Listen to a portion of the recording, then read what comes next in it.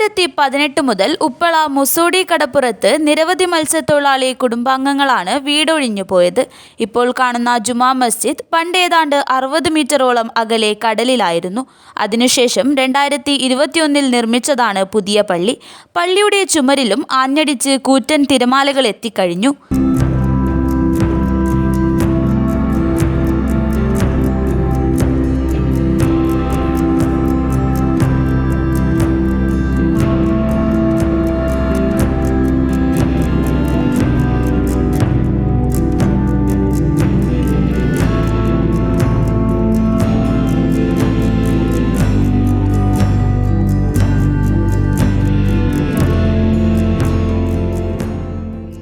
ശാസ്ത്രീയമായി കടലാക്രമണത്തെ ചെറുക്കാനുള്ള പദ്ധതികൾ നടപ്പിലാക്കാത്തതാണ് പ്രശ്നം രൂക്ഷമാക്കുന്നതും നാശനഷ്ടങ്ങൾ വർദ്ധിക്കാനും കാരണം.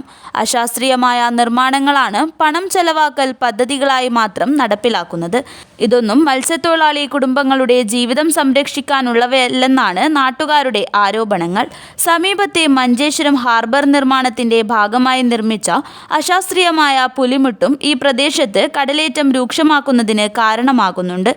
കേന്ദ്ര സംസ്ഥാന സർക്കാരുകൾ വിവിധ ഏജൻസികളുടെ സഹായത്തോടെ വിശദമായ മാസ്റ്റർ പ്ലാൻ തയ്യാറാക്കുകയും വർഷകാലത്ത് കടൽക്ഷോഭം രൂക്ഷമായ മഞ്ചേശ്വരം മുതൽ തൃക്കരിപ്പൂർ വരെയുള്ള കടലോര മേഖലകളെ സുരക്ഷിതമാക്കണമെന്നാണ് ആവശ്യം ഉയരുന്നത്.